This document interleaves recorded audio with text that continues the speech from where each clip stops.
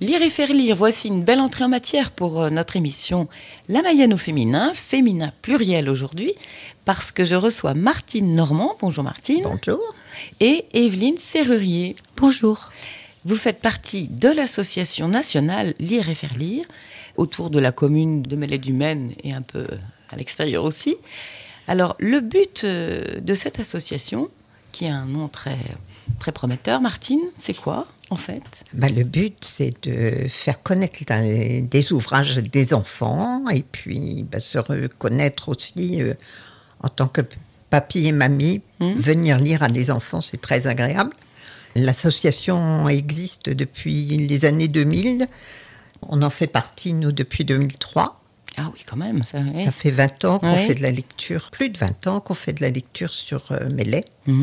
Nous n'y étions pas à l'origine et on a pris la suite de personnes qui sont un peu plus âgées que nous maintenant.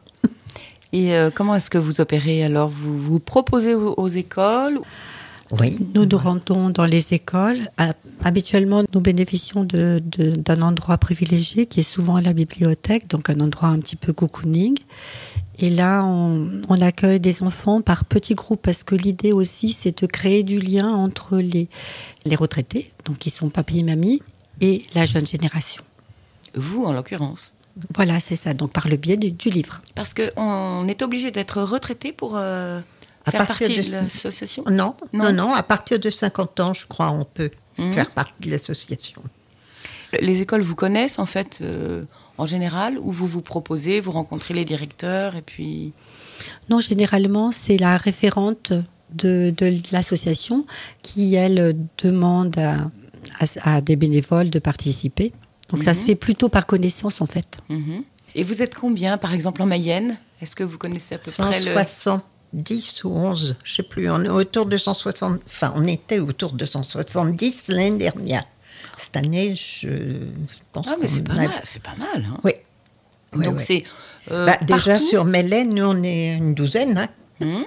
Et donc il y a à Mayenne, à Laval, oui, à Château-Gontier. Il y a Laval, Mayenne, Château-Gontier, puis plein de petites communes aussi tout autour. Ah, oui. Enfin, nos bénévoles vont lire aussi au Buret. En ce qui me concerne, moi je vais lire à Bazouges, dans une école privée. Toi, Moi, je lis, mais dans le cadre d'un accueil de classe, donc c'est différent. Mais bon, tu as quand même contact avec tous les enfants de la commune, donc c'est ça, oui. Voilà.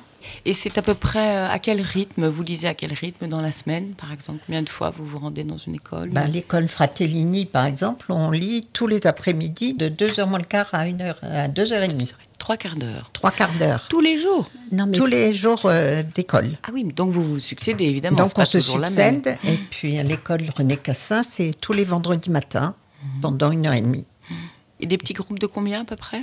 4-5 en maternelle et un peu plus en primaire. Et puis à Bazouges, pareil.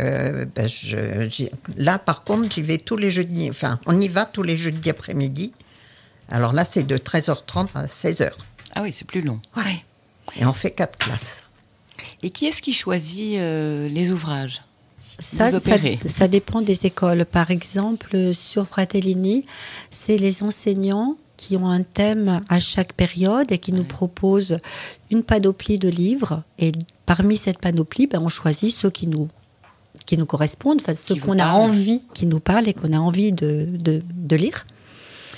Et puis, quand on intervient sur Cassin, donc à l'école primaire, là, il y a un thème aussi qui nous est proposé. Et c'est nous qui choisissons. Donc là, on va à la médiathèque, on a un partenariat avec la médiathèque.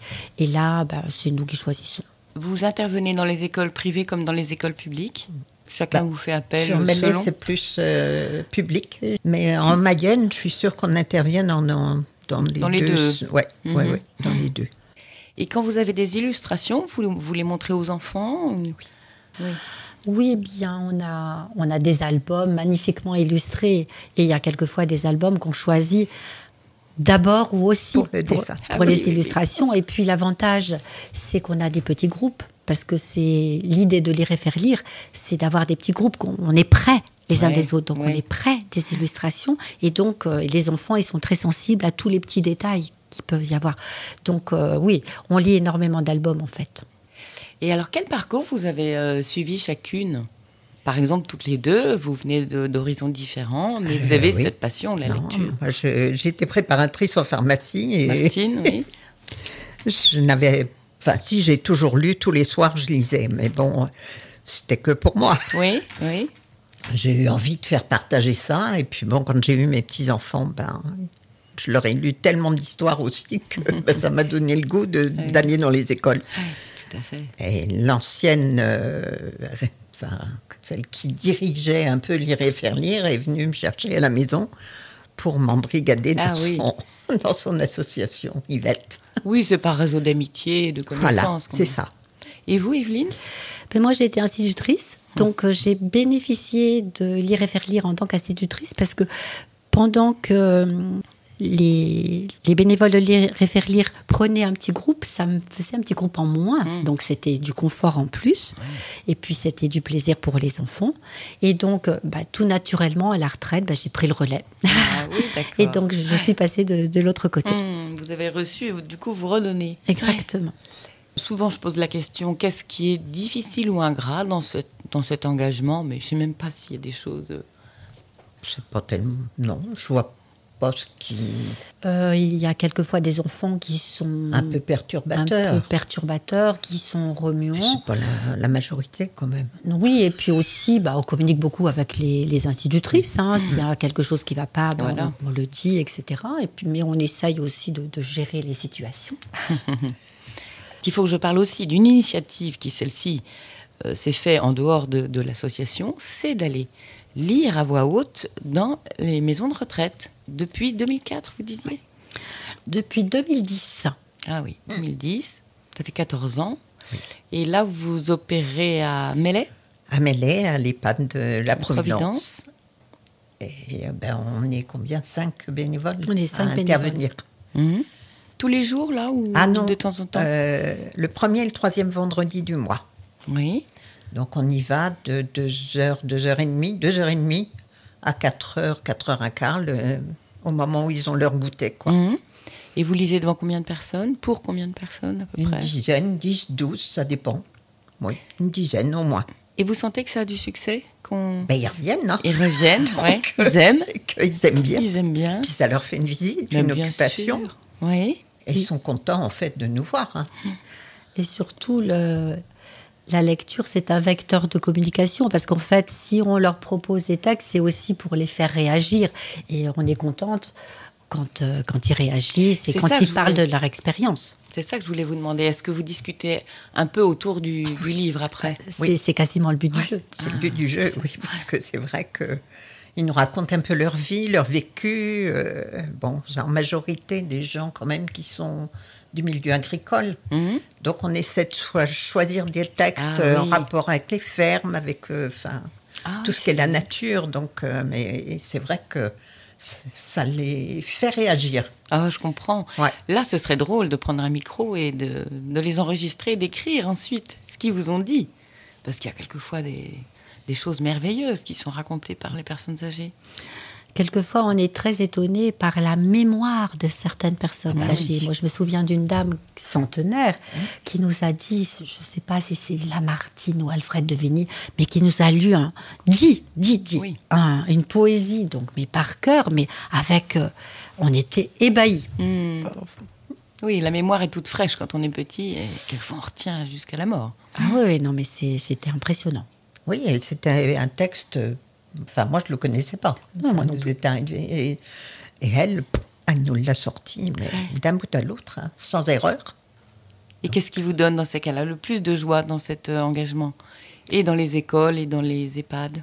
De voir que malgré tout, ces personnes-là sont... Enfin, les enfants, bien sûr, sont contents de nous voir, mais les personnes âgées aussi, parce que ça leur rappelle plein de souvenirs. Ça leur permet aussi de s'évader, tout simplement, et d'évoquer leur passé. Et puis, de partager. On est là pour partager et échanger. Et aussi de s'ouvrir ou de découvrir d'autres vies que les leurs, à travers un récit.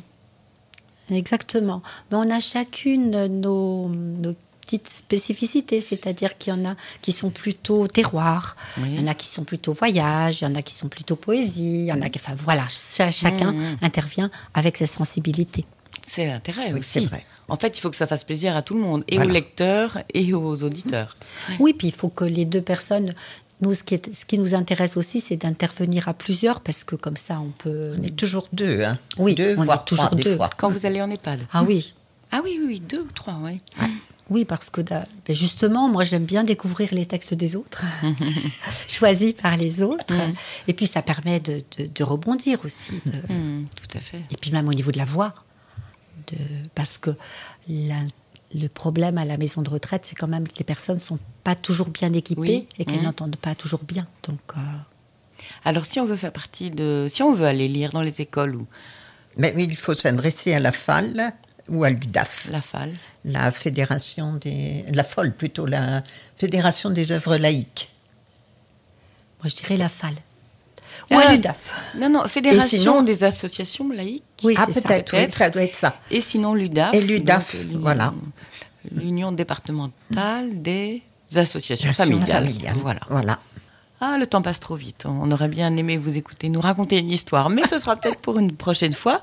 Merci en tout cas beaucoup, Martine Normand et Evelyne Serrurier, d'être venues nous raconter ce que c'est que cette association au nom merveilleux, Lire et faire lire. Et j'espère à une prochaine fois. À une prochaine fois. Au revoir. À bientôt.